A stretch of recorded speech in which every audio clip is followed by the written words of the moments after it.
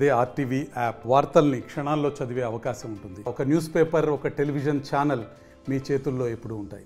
మండలం మల్లెంగుండు పోడు గ్రామంలో విషాదకరమైన ఘటన చోటు చేసుకుంది. ఓ యువకుడిని హత్య చేసి బట్టీలో పూడ్చిపెట్టిన ఘటన ఆలస్యంగా వెలుగులోకి వచ్చింది. ఆ గ్రామానికి చెందినటువంటి రామ్మోహన్ రెడ్డి ఎంఎస్సి వరకు విద్యను అభ్యసించారు. అయితే ఈ క్రమంలో చదువుకున్నప్పటికి కూడా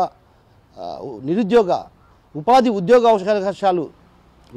ఉద్యోగ అవకాశాలు లేని కారణంగా నిరుద్యోగిగా మారడంతో ప్రస్తుతం తన కుటుంబం ఏదైతే నిర్వహిస్తుందో ఇటుకల బట్టిని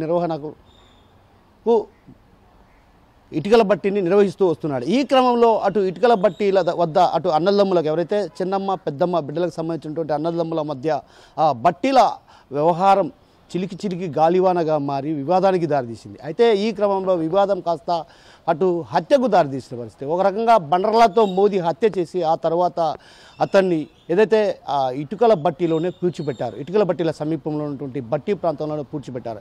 అయితే ఈ ఘటన అటు ఏదైతే రామ్మోహన్ కనిపించకుండా పోవడంతో బంధువులు ఆందోళన చెందడంతో పాటు అటు తల్లిదండ్రులు కూడా బద్వేలు పోలీసులను ఆశ్రయించడం జరిగింది. బద్వేలు పోలీసులను ఆశ్రయించిన క్రమంలో అటు ఏదైతే చివరిగా ఎవరితో మాట్లాడాడు ఏంటన్నటువంటి సాంకేతిక పరిజ్ఞానాన్ని ఆధారంగా చేసుకొని పోలీసులు నిందితులను పట్టుకోవడం జరిగింది. అయితే నిందితులు పట్టుకున్న తర్వాత వారంతా కూడా నిన్న అర్ధరాత్రి 1 గంట ప్రాంతంలో ఎవరైతే రామ్మోహన్ హత్య చేసి పలానా చోట పూడ్చిపెట్టామన్నటువంటి ఆ ప్రాంతాన్ని చూపించడంతో కూడా ఒక్కసారిగా కూడా మల్లెంగుండుపోడు గ్రామంలో కూడా విషాదకరమైనటువంటి ఘటన వెలుగులోకి వచ్చినటువంటి పరిస్థితి. అంతేకాకుండా ఆ ప్రాంతంలో ఆ గ్రామంలో కూడా విషాద ఛాయలు అలుముకున్నాయి.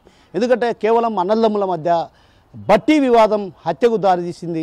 అటు ఈ ప్రాంతవాసులను కూడా తీవ్ర వేదనకు గురి చేసింది. అయితే ఈ క్రమంలో పోలీసులు కేసు నమోదు చేసినటువంటి పోలీసులు ఏదైతే బట్టీల వద్ద పూడ్చిపెట్టినటువంటి రామ్మోహన్ మృతదేహాన్ని వెలికితీసి అక్కడే పోస్టుమార్టం నిర్వహిస్తున్నారు.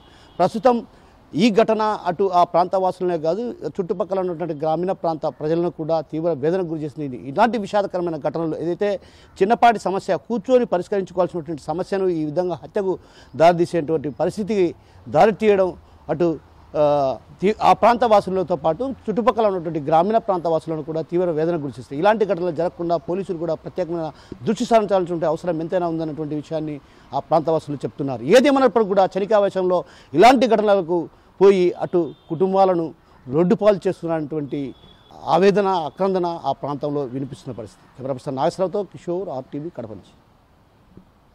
మరిన్ని వీడియోస్ కోసం ఛానల్ ని సబ్స్క్రైబ్ చేయండి. లేటెస్ట్ అప్డేట్స్ కోసం వాట్సాప్ ఛానల్ ని ఫాలో చేయండి. అండ్ లింక్ డిస్క్రిప్షన్ లో ఉంది.